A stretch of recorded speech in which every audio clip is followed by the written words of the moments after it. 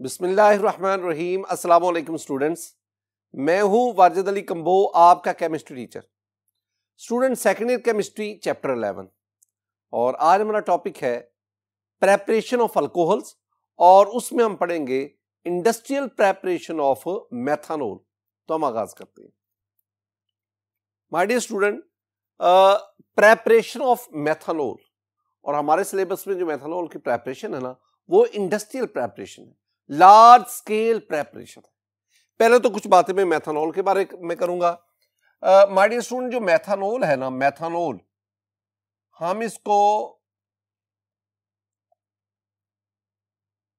इसको methyl alcohol भी कहते हैं। हम इसको methyl alcohol, the first member of alcohol family, इसको हम ना CH3OH, इसका हम इसे ना वुड स्पिरिट भी कहते हैं। Would spirit, why it is called wood spirit? Because formerly it was obtained by the destructive distillation of wood. मैंने क्या कहा? माजी में it was obtained by the distillation, मैं destructive की बात नहीं, मैं distillation लिख देता हूं, destructive distillation of wood। जब वुड लेकर उसको in the absence of air iron retort में 400 डिग्री सेंटीग्रेड तक हीट किया जाता है, तो आपके पास डिफरेंट फ्रैक्शन हासिल होती है। उनमें से एक जो फ्रैक्शन उसकी फर्दर डिस्टिलेशन से आपके पास ये मेथनॉल हासिल होता है।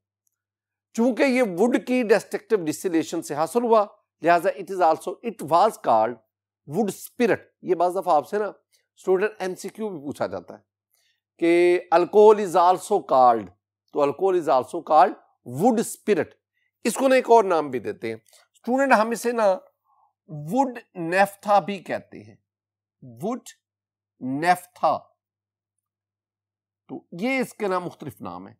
हम इसको मेथनॉल या मिथाइल अल्कोहल, इन दोनों नामों से पुकारेंगे। माय डियर स्टूडेंट, मेथनॉल इसकी इंडस्ट्रियल प्रेपरेशन, उसके लिए पहले तो इसको ना destructive distillation of would say ही हासिल किया है, लेकिन मौजूदा दौर में जो इंडस्ट्रियल प्रेपरेशन ऑफ मेथनॉल है ना, that is carried out from water gas. आजकल हम इसे वाटर गैस इससे हासिल करते हैं। अब एक बात याद करना कि वाटर गैस से इसका हुसूल, दिस प्रोसेस कॉल्ड, ये इस प्रोसेस का एक नाम है पेटार्ट प्रोसेस कहलाता है। This is also called Patart process, ये याद रखना। My dear student, water gas से सिंथेसिस से पहले वाटर गैस है क्या और हम इसे वाटर गैस क्यों कहते हैं, ये दो बातें। वाटर गैस क्या है my dear student? Water gas, this one is a mixture of, ये याद रखना है, water gas is a mixture of carbon monoxide, this one is a gas, and H2। तो कार्बन मोनोऑक्साइड और H2 का mixture, that is called the water gas. मैंने carbon monoxide कहा है, कार्बन डाइऑक्साइड नहीं। तो कार्बन मोनोऑक्साइड और hydrogen का mixture, this one is called water gas. अच्छा, वाटर गैस क्यों कहते हैं? Because this is obtain when steam is blown over red hot Coke. जब आप स्टीम को रेड हॉट कोक से पास करेंगे, वाटर गैस इज प्रोड्यूस्ड, तो वाटर गैस आपके पास आता है। मसलन आपके पास ये कोक है, रेड हॉट कोक, इससे क्या पास करो? H2O, लेकिन H2O वेरी हॉट स्टीम की फॉर्म में। जब आप H2O वाटर जो स्टीम की फॉर्म है उसको इससे पास करेंगे, you will have CO, carbon और ऑक्सीजन प्लस H2, दोनों गैसेस का मिक्सचर हासिल होता है। इस मिक्सचर को हम क्या कहते हैं? This is called water gas, क्योंकि ये स्टीम वाटर वाटर का रेड हॉट कोक उससे पास करवाने से मिलता है, तो लिहाजा हम इसे वाटर गैस। अब हमने इस वाटर गैस से मेथनॉल उसको कैसे प्रिपेयर करना है, मैं पहले आपके सामने ना इक्वेशन लिखता हूं। स्टूडेंट, मेरे पास ये CO और H2 यानी वाटर गैस है। जब आप वाटर गैस को एक कैटालिटिक टावर में, कैटलिस्ट आपके पास होंगे zinc oxide plus chromium oxide Cr2O3, इनका mixture, this will act as a catalyst, यानी mixture of zinc oxide and chromium oxide, it will act as, this mixture will act as a catalyst. You have 450 degrees centigrade temperature, 450 to 500, and you have 200 atmospheric pressure. My dear student, ये condition याद रखनी है। बाज दफा आपसे ये condition पूछी जाती है, बाज दफा आपसे ये कैटलिस्ट की नेचर पूछी जाती है कि इंडस्ट्रियल प्रिपरेशन ऑफ मेथनॉल में आपका कैटलिस्ट कौन सा है, और ये टेम्परेचर क्या है, और इसमें एटमॉस्फेरिक प्रेशर क्या है। ये अगर आप इन वाटर गैस को इन कंडीशन के तहत डील करेंगे तो आपके पास ये मेथनॉल में कन्वर्ट होगा, CH3OH, मेथनॉल, यही हम बनाना चाहते हैं।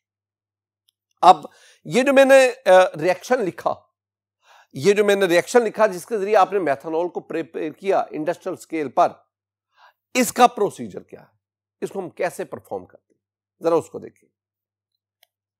माय डियर स्टूडेंट, प्रोसीजर में कुछ पॉइंट्स हैं जो मैं आपको याद करवाता जाता हूं, साथ ही साथ मैं एक स्कीम के तहत भी चीजें आपको याद करवाने की कोशिश करता हूं। देखिए प्रोसीजर में पहली बात, अ mixture of carbon monoxide and hydrogen, जिसे मैं बार बार वाटर गैस कहता हूं, इज प्योरिफाइड। यानी पहला काम आपके पास क्या है, पहला आपके पास ना इधर से ये वाटर गैस, आई मीन कार्बन मोनोऑक्साइड और हाइड्रोजन दोनों का मिक्सचर गया, this one is gas purifier. अगर इस मिक्सचर ऑफ गैसेस में कोई डस्ट पार्टिकल है, कोई इंप्योरिटीज है, अदर गैसेस है, वाटर वेपर्स है, तो क्या करता है ये गैस प्योरीफायर, इन तमाम इंप्योरिटीज को वाटर गैस से सेपरेट करता है। तो पहला काम आपने क्या करना है, पहला purification of water gas by gas purifier, तो गैस प्योरीफायर की मदद से वाटर गैस की प्योरीफिकेशन। दूसरा काम स्टूडेंट, इट इज कंप्रेस्ड, यानी वाटर गैस जो प्योरीफायर है अब प्योरीफाई हो चुकी है, तो purified water gas is compressed under a pressure of 200 atmosphere. तो आपने कंप्रेसर की मदद से वाटर गैस को 200 एटमॉस्फेयर तक कंप्रेस करता है, और फिर and is taken into a reaction chamber by means of coiled pipes. हर एक लफ्ज की अहमियत देखिए। गैस प्योरीफायर के बाद ये वाटर गैसेस ये कंप्रेसर में आई, आपने कंप्रेसर में इस मिक्सचर को, यानी CO और हाइड्रोजन, इस मिक्सचर को कंप्रेस करते हैं कितने प्रेशर तक, 200 एटमॉस्फेरिक प्रेशर तक। अब ये जो हाईली कंप्रेस्ड वाटर गैस है, अब इसको रिएक्शन चैम्बर तक हमने पहुंचाना है by means of coiled pipes. Coiled pipes का काम क्या है, coiled pipes retain the compression of the mixture of gases. Coiled pipes ये कंप्रेशन को, ये जो कंप्रेस आपने किया, कंप्रेशन को बरकरार रखता है। अब ये हाईली कंप्रेस्ड जो वाटर गैस है, now it is at the reaction chamber, reaction chamber कह लो, या this one is the catalytic tower. अब इसमें क्या होगा जरा देखिए, in reaction chamber the catalyst, a mixture of zinc oxide and chromium oxide, it will act as a catalyst, is heated up to 400 to 450 to 500। आपने reaction chamber में, जिसे मैं कैटालिटिक टावर भी कह रहा हूं, इसमें जो आपने मिक्सचर ऑफ कैटलिस्ट लिया, आपने उसको इस टेम्परेचर तक हीट किया, और gases I mean CO and H2 react to form methanol vapours. अब इस टेम्परेचर तक रिएक्शन मिक्सचर में जो ये गैसेस रिएक्ट करेंगी, मिथाइल अल्कोहल बनेगा, लेकिन मिथाइल अल्कोहल किस फॉर्म में होगा, वेपर्स, क्योंकि इस टेम्परेचर तक वो लिक्विड स्टेट में हो ही नहीं सकता, वेपर्स की फॉर्म में जाएगा। अब इस चीज को देखें, ये आपके पास ना स्टूडेंट, ये रिएक्शन चैम्बर है, this one is catalytic tower. अब इस कैटालिटिक टावर में आपके पास अब mixture of zinc oxide and chromium oxide है, it will act as catalyst. आप इसको हीट करेंगे, 450 to 500 डिग्री सेंटीग्रेड। अब इस टेम्परेचर पर ये जो कैटलिस्ट है इसकी मदद से कार्बन मोनोऑक्साइड और हाइड्रोजन रिएक्ट करेंगी और आपके पास मिथाइल अल्कोहल बनेगा। This methyl alcohol is in the form of vapours. ये वेपर्स की फॉर्म में होता है। My dear student, next, these vapours are pass through. अब ये जो आपके पास मिथाइल अल्कोहल के वेपर्स बने, इनको हम ना कंडेंसर से पास करते हैं और वहां पे ये कूल होकर किस पे कन्वर्ट हो गए, मेथनॉल में कन्वर्ट होते हैं। अब जरा इसमें देखिए माय डियर स्टूडेंट, ये these are methanol vapours. Now they are pass through the condenser. Condenser क्या करेगा, वो इन वेपर्स को लिक्विड फॉर्म में लिक्विफाई कर देगा। कंडेंसर का यही काम है ना कि वो वेपर्स को लिक्विड फॉर्म में कन्वर्ट करता है। जब लिक्विड फॉर्म में कन्वर्ट करेगा, now you have liquid methanol. लेकिन यह एक बात याद रखनी है, अब ना सारी की सारी कार्बन मोनोऑक्साइड और हाइड्रोजन गैस ये सारी की सारी रिएक्ट करके मेथनॉल में कन्वर्ट नहीं हुई। कुछ कार्बन मोनोऑक्साइड और हाइड्रोजन ये अनरिएक्टेड फॉर्म में भी रहती है। जब आप कंडेंसर पे मेथनॉल के वेपर्स को कंडेंस करते हैं ना, तो मेथनॉल तो लिक्विड स्टेट में आ जाती है, लेकिन कार्बन मोनोऑक्साइड और hydrogen very low boiling point की वजह से ये वेपर्स फॉर्म में गैसियस स्टेट में ही रहती है। इसका मतलब है now you have liquid methanol और इसके ऊपर you have gaseous carbon monoxide and hydrogen. अब क्या होगा स्टूडेंट, अब the unreacted gases, I mean carbon monoxide and hydrogen जो अनरिएक्टेड है, are recycled through compressor to the reaction chamber. अब क्या होगा, आपके पास ये जो मेथनॉल है ये तो लिक्विड फॉर्म में सेपरेट होता जाएगा, लेकिन जो अनरिएक्टेड गैसेस है कार्बन मोनोऑक्साइड और हाइड्रोजन, वो ये ऊपर से दोबारा कंप्रेसर में जाएंगी और वो फ्रेश वाटर गैस उसके साथ मिलकर ये दोबारा रिएक्शन चैम्बर, और इस तरह दोबारा ये रिएक्शन होता है। माय डियर स्टूडेंट, ये मेरे पास था, this one is the procedure through which we prepare methanol on industrial scale. मैं कुछ बातें ना मेथनॉल से रेलेवेंट कुछ बातें आपके साथ, यानी यू में से प्रॉपर्टीज ऑफ मेथनॉल। मेथनॉल की प्रॉपर्टीज में पहली बार याद रखना कि this one is it is a colourless liquid and boiling point is 65 degree centigrade. और दूसरी बात याद रखना, it has sharp wine like odour and burning taste. तीसरा point, it is miscible with water in all proportion, यानी पानी के साथ आप उसको हर लिहाज से मिक्स कर सकते हैं। एक बात बहुत इंपॉर्टेंट है माय डियर स्टूडेंट, जब आप वाटर और मेथनॉल दोनों को मिक्स करेंगे ना, तो मिक्सचर का वॉल्यूम कंपोनेंट लिक्विड के वॉल्यूम से कम होगा। मसलन आपके पास ये 50 सेंटीमीटर क्यूब मेथनॉल है, 50 सेंटीमीटर क्यूब वाटर है, दोनों लिक्विड है। अब जब आप मिक्स करेंगे ना, अब आप एक्सपेक्ट कर रहे हैं कि सॉल्यूशन का मिक्सचर 100 सेंटीमीटर क्यूब होगा, क्योंकि 50-50 आपने दोनों लिक्विड लिए थे, लेकिन ऐसा नहीं है। सॉल्यूशन का वॉल्यूम 100 सेंटीमीटर क्यूब से कम होता है, कम होगा।